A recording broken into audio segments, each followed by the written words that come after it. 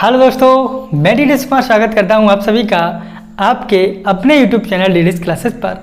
तो हमारा जो टॉपिक चल रहा है वो राष्ट्रपति टॉपिक चल रहा है और राष्ट्रपति मैं आपको सीक्वेंस बात करा रहा हूं। तो राष्ट्रपति टॉपिक में मैं आपको कार्यपालिका शक्तियां बता चुका था कि राष्ट्रपति की जो कार्यपालिका से संबंधित जो शक्तियाँ होती हैं उसके बारे में मैं आपको बता चुका हूँ। आज हम जिस पर बात करने जा रहे हैं वो है राष्ट्रपति की व्यवस्थापिका शक्तियों के बारे में। आज हम बात करेंगे क्या है व्यवस्थापिका संबंधी शक्तियाँ, राष्ट्रपति की व्यवस्थापिका संबंधी जो भी शक्तियाँ हैं आज हम उनके बारे में बात करेंगे। तो आज हम लोग देखेंगे कि राष्ट्रपति को व्यवस्थापिका से जो शक्तियाँ जुड़ी हुई हैं वो कौन सी हैं, यानी कि व्यवस्थापिका से जुड़ी हुई शक्तियों के बारे में बात करेंगे। या यूँ कह दीजिए कि राष्ट्रपति जी को संसद में कौन कौन से कार्य राष्ट्रपति जी कर सकते हैं, कौन कौन से कार्य नहीं कर सकते हैं, यानी कि कौन कौन से कार्य करते हैं और उन कार्यों को करने के लिए राष्ट्रपति जी के पास कौन कौन सी क्षमता या पावर उनको प्राप्त होती है। संसद में जो भी कार्य करते हैं राष्ट्रपति जी, तो उनके पास कौन सी पावर होती है जिसके आधार पर संसद में राष्ट्रपति जी अपना जो है कार्य को कंटिन्यू करते रहते हैं पावर के माध्यम से। ठीक है, तो उन पावरों को आज जानेंगे, देखेंगे उन क्षमताओं के बारे में। तो हमारा जो बेसिकली जो टॉपिक है आज व्यवस्थापिका संबंधी शक्तियों के बारे में आज टॉपिक है। ठीक है, तो इससे संबंधित एक अनुच्छेद 79 आपने देखा होगा,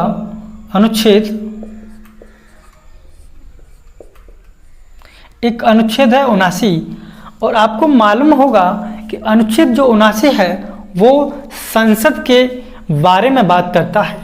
क्या है अनुच्छेद 79 किसके बारे में बात करता है? संसद।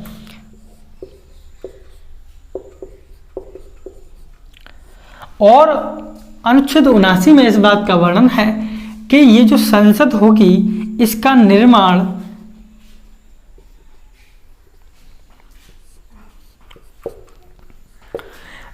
जो संसद का निर्माण होगा उस निर्माण की प्रक्रिया में क्या है, एक राज्यसभा होगी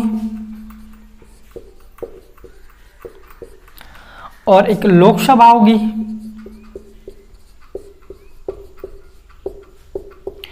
यानी कि उच्च सदन होगा, निम्न सदन होगा, अपर हाउस और लोअर हाउस। ठीक है, यानी कि राज्यसभा होगी, लोकसभा होगी और राष्ट्रपति होगा।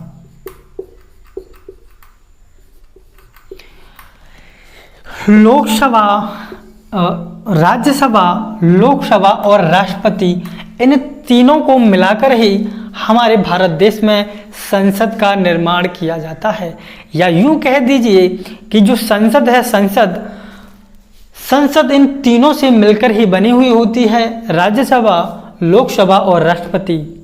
बिना राष्ट्रपति के आप संसद का निर्माण नहीं कर सकते हो। यानी कि इन तीनों को मिलाकर ही हम रूप देते हैं संसद का। तो संसद में क्या क्या शामिल है? लोकसभा है, राज्यसभा है और राष्ट्रपति जी शामिल हैं संसद में। अच्छा, जैसे लोग कह देते हैं कि राष्ट्रपति जी को क्या है, संसद का अंग माना जाता है। राष्ट्रपति जी को क्या है, संसद का अभिन्न अंग माना जाता है।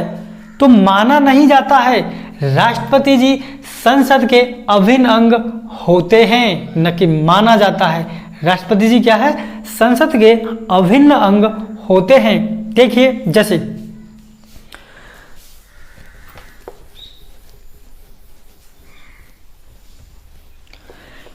कोई भी कानून बनने से पहले जिस अवस्था में होता है, जिस फॉर्म में होता है, उसे बोलते हैं हम विधेयक यानी कि बिल। कोई भी कानून बनने से पहले जिस अवस्था में होता है, जिस फॉर्म में होता है, उसे बोलते हैं हम विधेयक यानी कि बिल। जब तक उस विधेयक जाएगा लोकसभा में,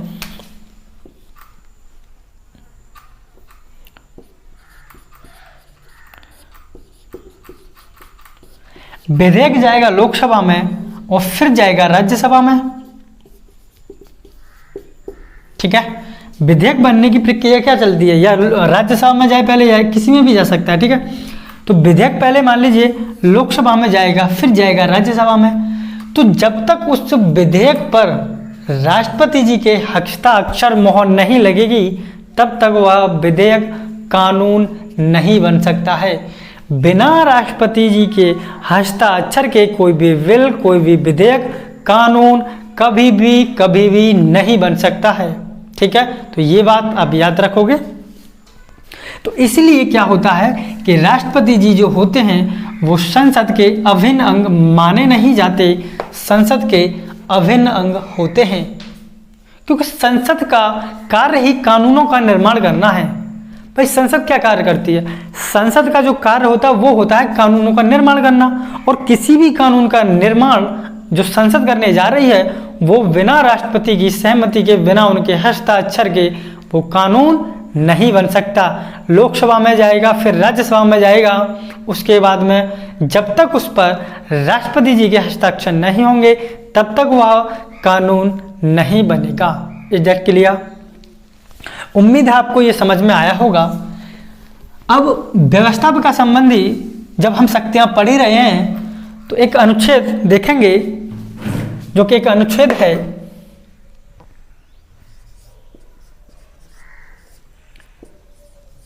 अनुच्छेद 99। ये 99 जो अनुच्छेद है ये इस बारे में कहता है कि राष्ट्रपति जी लोकसभा के सदस्यों को शपथ दिलाने का कार्य करेंगे। यानी कि शपथ कौन दिलाएगा लोकसभा सदस्यों को?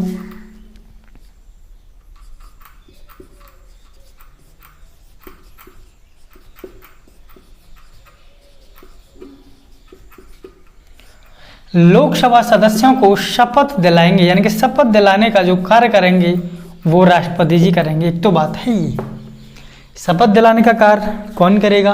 राष्ट्रपति जी शपथ दिलाने का कार्य करेंगे। लेकिन अब राष्ट्रपति जी सारे जो सांसद होते हैं, यानी 545 में 2 एंग्लो इंडियन का पद समाप्त कर दिया गया, यानी 543, तो सभी को तो शपथ दिलाने नहीं बैठेंगे। तो ये एक अपने एक अधीनस्थ जो व्यक्ति होता है उसको शपथ दिलाने के लिए भेजते हैं, और ऐसा व्यक्ति होगा वो जो राष्ट्रपति जी पहले क्या करेंगे देखिए, लोकसभा के सदस्यों को शपथ दिलाने का काम करेंगे। लेकिन राष्ट्रपति सबको तो शपथ नहीं दिलाएंगे, सबको तो शपथ दिलाने नहीं बैठेंगे। तो इनका क्या है, एक जो ऐसा वरिष्ठतम व्यक्ति चुनते हैं जो कानून का या विधि का अच्छा जानकार होता है, या लोकसभा चुनाव में बार बार चुनकर वह व्यक्ति आता है। तो नजरों में रहता है राष्ट्रपति जी के में कि कौन विधि का अच्छा जानकार है, कौन व्यक्ति है ऐसा जो वरिष्ठतम है जो बार बार चुन करके आ रहा है। ठीक है, ऐसे व्यक्ति को राष्ट्रपति जी प्रोटेम स्पीकर नियुक्त करते हैं।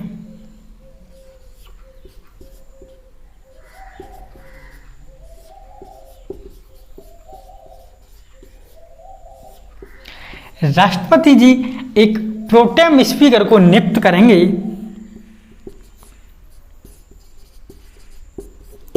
एक प्रोटेम स्पीकर को नियुक्त करते हैं, और राष्ट्रपति जी सबसे पहले इस प्रोटेम स्पीकर को, या यूं कह दीजिए ये जो प्रोटेम स्पीकर होता है ये होता है अस्थायी अध्यक्ष। क्या होता है? लोकसभा का अस्थायी अध्यक्ष। यह अस्थायी अध्यक्ष होता है जो प्रोटेम स्पीकर होता है। सबसे पहले राष्ट्रपति जी इस प्रोटेम स्पीकर को ही शपथ दिलाते हैं। बाकी जो सांसद बचते हैं लोकसभा में सभी को शपथ दिलाने का कार्य ये प्रोटेम स्पीकर करता है। सभी सांसद को शपथ दिलाने का कार्य कौन करेगा? लोकसभा सदस्यों को शपथ दिलाने का कार्य कौन करेगा? ये प्रोटेम स्पीकर सभी लोकसभा सदस्यों को शपथ दिलाएगा। प्रधानमंत्री राष्ट्रपति जी किसको शपथ दिलाएंगे? प्रोटेम स्पीकर को। एक प्रोटेम स्पीकर होगा। प्रोटेम स्पीकर भी एक अच्छा जानकार होना चाहिए, कानून का विधि का जानकार होना चाहिए, बार बार लोकसभा में चुन करके आया जाना चाहिए। ऐसा व्यक्ति को, ये कानून में कहीं नहीं लिखा है, ये संविधान में कहीं नहीं लिखा है कि वरिष्ठतम जो हो उसी को प्रोटेम स्पीकर बनाया जाए। राष्ट्रपति जी को अगर ऐसा लगता है कि कोई भी व्यक्ति विधि का अच्छा जानकार है या वो बार बार क्या है चुन करके लोकसभा में आ रहा है तो बेसिकली उसका महत्व ज़्यादा बढ़ जाएगा। तो ऐसे व्यक्ति को क्या है प्रोटेम स्पीकर राष्ट्रपति जी नियुक्त करेंगे। ठीक है। और ये जो प्रोटेम स्पीकर है ये सभी लोकसभा सदस्यों को शपथ दिलाने का कार्य करेंगे, ठीक है। और ये जो प्रोटेम स्पीकर को होता है इसको ही हम अस्थायी अध्यक्ष बोलते हैं। ये जो प्रोटेम स्पीकर होता है इसके दो कार्य होते हैं। ये जो प्रोटेम स्पीकर होता है ये दो कार्य करता है। नंबर पहला, सभी को शपथ दिलाने का कार्य करेगा।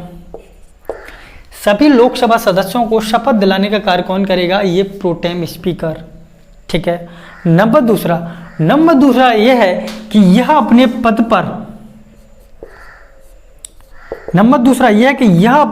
पर तब तक बना रहेगा। यह अपने पद पर तब तक बना रहेगा जब तक कि लोकसभा में एक नया अध्यक्ष चुनकर नहीं आ जाता। समझ पा रहे हैं मेरी बात? क्या काम करेगा ये? एक तो शपथ दिलाएगा सभी को, तो लोकसभा सदस्य उनको शपथ दिलाने का कार्य कौन करेगा? ये राष्ट्रपति जी करेंगे, ठीक है। शपथ दिलाने का कार्य कौन करेगा? प्रोटेम स्पीकर शपथ दिलाने का कार्य करेंगे। और दूसरा कार्य ये है कि ये अपने पद पर, ये अस्थायी जो प्रोटेम स्पीकर वाला जो पद है इस पर तब तक बने रहेंगे जब तक कि कोई नया स्थायी अध्यक्ष चुन करके लोकसभा में नहीं आ जाता। उम्मीद है आपको ये जो अनुच्छेद है, अनुच्छेद 99 समझ में आ गया होगा, ठीक है। आगे चलते हैं। और क्या पावर्स हैं राष्ट्रपति जी के पास? आगे देखेंगे एक अनुच्छेद है जो है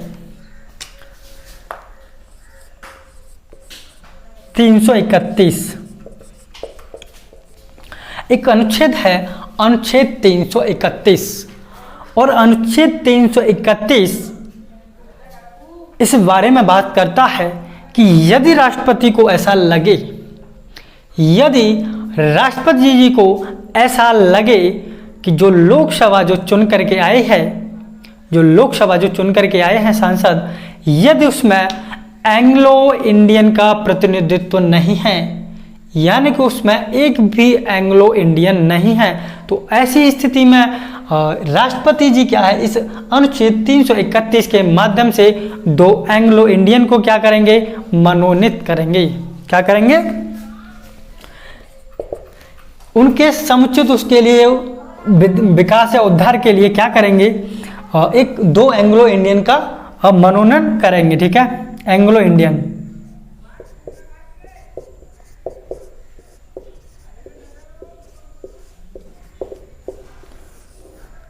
दो एंग्लो इंडियन को क्या करेंगे? मनोनीत करेंगे। यदि राष्ट्रपति जी को ऐसा लगता है कि जो लोकसभा चुनकर के आई है उसमें एक भी क्या है? एंग्लो इंडियन चुनकर के नहीं आया है, तो ऐसी स्थिति में क्या करेंगे? ये एंग्लो इंडियन को चुनेंगे, ठीक है। ये है एंग्लो इंडियन चुनने की, ये पावर की बात चले। लेकिन अब क्या है, ये जो एंग्लो इंडियन जो लोकसभा में राष्ट्रपति जी 2 एंग्लो इंडियन को मनोनीत करते हैं और विधानसभाओं में राज्यपाल 1 एंग्लो इंडियन मनोनीत करता था, लेकिन वर्तमान में ये प्रक्रिया खत्म कर दी गई है। अब हम एंग्लो इंडियन को मनोनीत नहीं करते हैं, ये पद हमने समाप्त कर दिया है एंग्लो इंडियन वाला, राइट। देखो, एंग्लो इंडियन वो होते हैं जिनसे हमारे देश की जो स्त्रियां हैं जिन्होंने अंग्रेजों से ब्याह किया था, हमारे देश की जो स्त्रियां हैं जिन्होंने अंग्रेजों से ब्याह किया था, तो अंग्रेज तो चले गए लेकिन वो क्या है? माताएं यहीं पर रह गई। आजकल तो क्या है, जैसे एंग्लो इंडियन किसको माना जाएगा? जैसे मान लीजिए कि अब वो तो अंग्रेज की पत्नी हो गई, फिर जैसे अंग्रेजों से उन्होंने ब्याह किया है, अंग्रेज तो चले गए, तो अंग्रेज की पत्नी क्या यहाँ रह गई। तो किसी भी व्यक्ति की माँ हो, दादी हो, या आपकी भाषा में बोले अम्मा हो, ठीक है। दादी अम्मा, अम्मा से ऊपर क्या हो जाती है? दादी हो जाती। मम्मी, मम्मी से ऊपर अम्मा, अम्मा से ऊपर दादी, ऐसे करके तो रखते हैं। तो उनमें से कोई भी जिस व्यक्ति की दादी, अम्मा या माँ में से कोई भी व्यक्ति क्या हो? एंग्लो इंडियन हो, तो उनका बेटा एंग्लो इंडियन होता है, ठीक है। तो एंग्लो इंडियन बेसिकली ये होता है। तो अनुच्छेद 31 कंप्लीट हो गया होगा।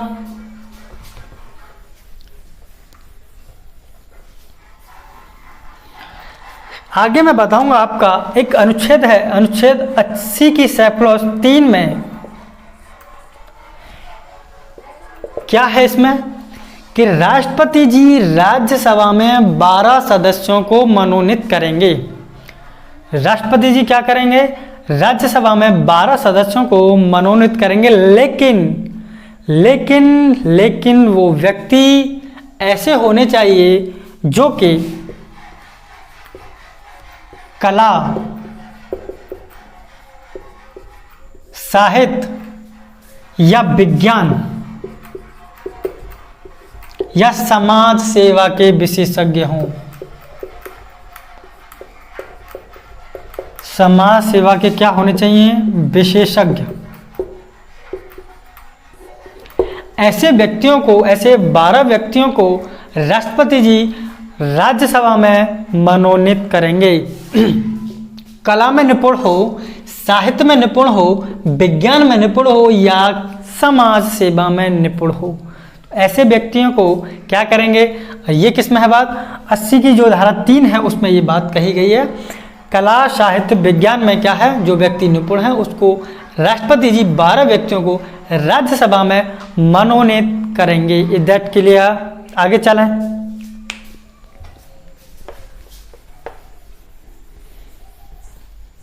है जिसके बारे में बात करेंगे वो अनुच्छेद है,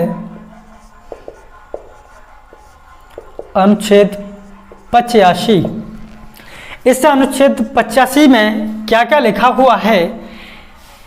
अनुच्छेद 85 में मैं आपको 3 बातें बताऊंगा। नंबर पहला, संसद का अधिवेशन बुलाने की कार्य कौन करेगा, राष्ट्रपति जी करेंगे, यानी कि संसद का अधिवेशन बुलाते हैं।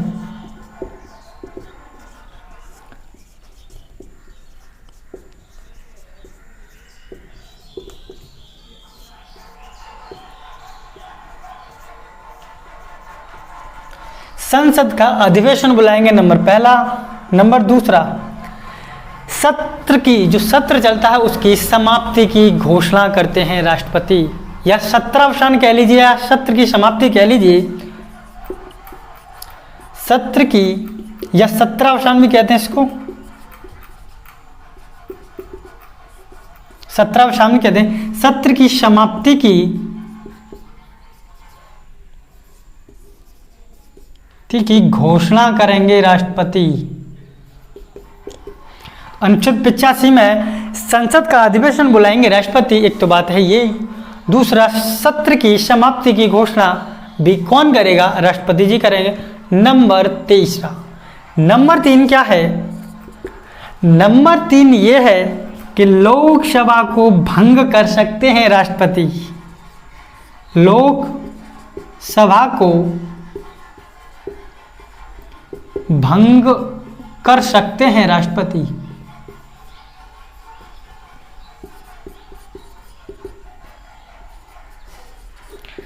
क्या लगता है, राष्ट्रपति अपने स्वविवेक से लोकसभा को भंग करेंगे? नहीं, राष्ट्रपति जी मंत्रिपरिषद की सलाह पर ही लोकसभा को भंग करते हैं या कर सकते हैं। अपने स्वविवेक से राष्ट्रपति जी कभी लोकसभा भंग करने की बात नहीं कहते हैं, ना करते हैं। ठीक है, तो लोकसभा को भंग करने का कार्य कौन करेगा, राष्ट्रपति, मंत्रिपरिषद की सलाह पर। ये बातें क्लियर होगी। अच्छा, एक बात है, जैसे ऐसी मंत्रिपरिषद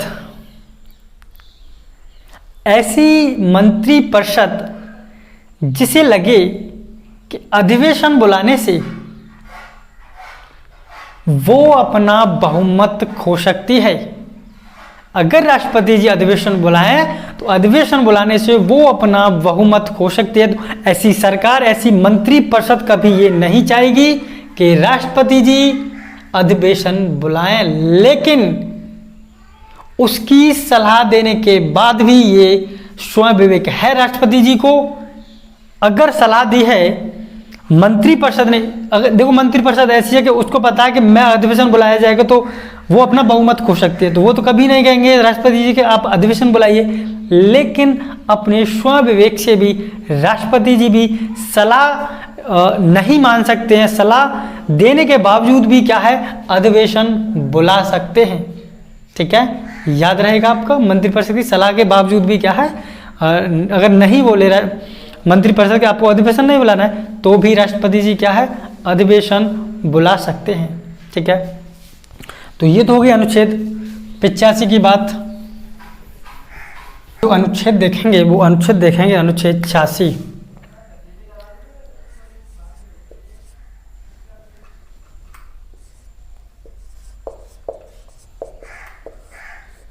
अनुच्छेद 86 में 3 बातों का वर्णन है, वो मैं आपको बताऊंगा।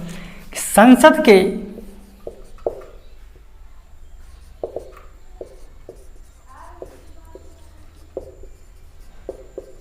अधिवेशन को संसद के अधिवेशन को संबोधित कर सकते हैं राष्ट्रपति। क्या कर सकते हैं? संबोधित कर सकते हैं अधिवेशन को।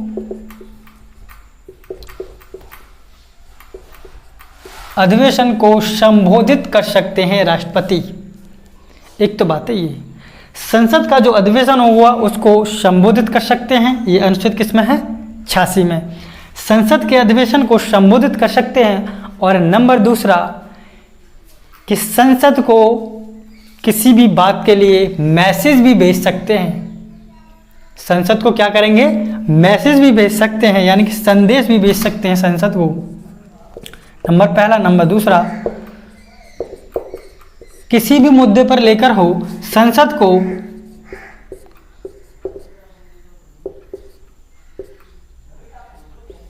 संदेश भी भेज सकते हैं राष्ट्रपति। सकते हैं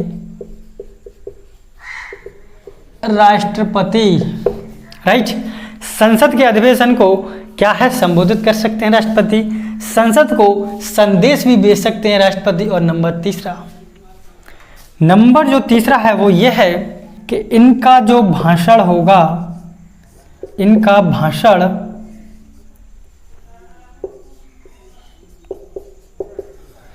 जो भाषण होगा उसे मंत्रिपरिषद तैयार करेगी।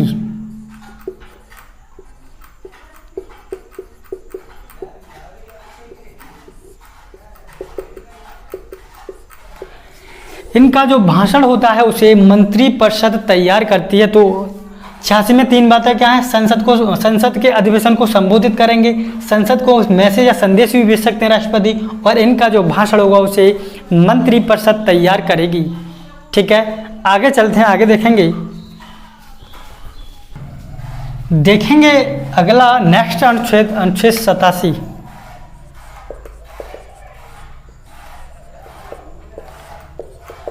अनुच्छेद 87 में किन किन बातों का वर्णन है? संसद को विशेष रूप से संबोधित करेंगे राष्ट्रपति। क्या है? नंबर पहला, संसद को विशेष रूप से संबोधित करेंगे राष्ट्रपति। क्या करेंगे? संबोधित करेंगे राष्ट्रपति विशेष रूप से। एक तो बात है ये, संसद को विशेष रूप से संबोधित करेंगे राष्ट्रपति, एक तो बात है ये। नंबर दूसरा कि जो सदन में, जो संसद में पहला सत्र जो चलता है उसको अनिवार्य रूप से संबोधित करेंगे, यानी कि पहले सत्र को नंबर दूसरी बात है ये, पहले सत्र को अनिवार्य रूप से, यानी कि करना ही करना है, अनिवार्य रूप से संबोधित करेंगे राष्ट्रपति। एक तो बात, दूसरी बात है ये, एक तो बात है ये कि संसद को विशेष रूप से संबोधित करेंगे राष्ट्रपति, और जो पहला जो संसद का जो पहला सत्र है उसको अनिवार्य रूप से क्या है? संबोधित करेंगे राष्ट्रपति। नंबर तीसरा, यदि लोकसभा, जैसे लोकसभा जब चुनाव जीत कर आते हैं तो लोकसभा में जो सरकार बनती है तो उसका जो पहला सत्र बैठता है तो उस पहले सत्र को, जैसे लोकसभा चुन करके आई, लोकसभा का जो पहला सत्र चलेगा उसको भी अनिवार्य रूप से संबोधित करेंगे राष्ट्रपति। यानी कि लोकसभा की जो पहली बैठक होगी, अरे लोकसभा चुन करके आई तो लोकसभा की जो पहली बैठक होगी, यानी कि पहला जो सत्र चलेगा उसको भी अनिवार्य रूप से संबोधित करेंगे राष्ट्रपति। तो 3 बातें आपकी समझ में आ गई। संसद को संबोधित करना है, फिर क्या है? पहले सत्र को अनिवार्य रूप से संबोधित करना है, और जो लोकसभा की पहली बैठक होगी, लोकसभा की जो पहली बैठक होगी, या यूँ कह दीजिए जो पहला सत्र चलेगा उसको भी अनिवार्य रूप से संबोधित करेंगे राष्ट्रपति। और क्या क्या कर सकते हैं राष्ट्रपति, देखिए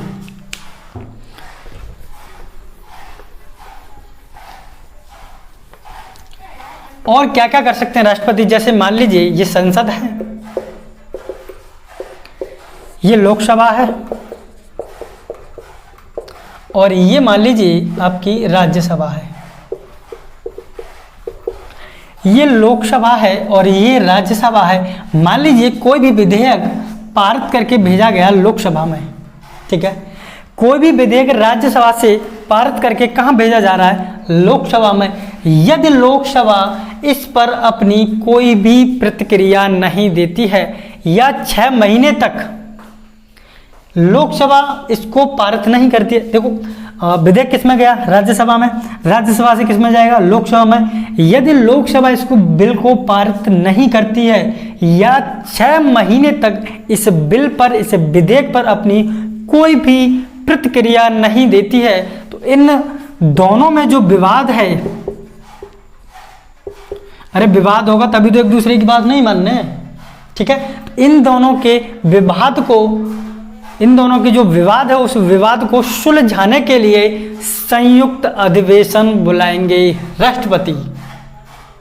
देखिए खूबसूरती संविधान की क्या है, जब इन दोनों का विवाद चल रहा है तो क्या करेंगे, इन दोनों के विवादों को सुलझाने के लिए, ठीक है, क्या करेंगे, इन दोनों के विवादों को आपस में निपटारा करने के लिए एक संयुक्त अधिवेशन भी बुलाएंगे राष्ट्रपति। और संयुक्त अधिवेशन क्या है, अनुच्छेद 108 में, अनुच्छेद 108 में संयुक्त अधिवेशन का वर्णन है। संयुक्त अधिवेशन तो कब बुलाया जाता है संयुक्त अधिवेशन, जब लोकसभा राज्यसभा की बात नहीं माने और राज्यसभा लोकसभा की बात नहीं माने, दोनों में टकराव जब हो जाए तब क्या है, संयुक्त अधिवेशन बुलाना पड़ता है राष्ट्रपति जी को। तो ठीक है, आज हमने राष्ट्रपति जी की व्यवस्थापिका संबंधी शक्तियों के बारे में जाना है। तो आज के लिए इतना ही, फिर मिलेंगे आपसे अगली नेक्स्ट वीडियो में। अगर वीडियो आपको अच्छा लगता है तो प्लीज़ इस वीडियो को ज़्यादा से ज़्यादा शेयर कीजिए, लाइक कीजिए और सब्सक्राइब तो जरूर ही कर लीजिए। तो ओके, फिर मिलूंगा आपसे मैं अगली नेक्स्ट वीडियो में।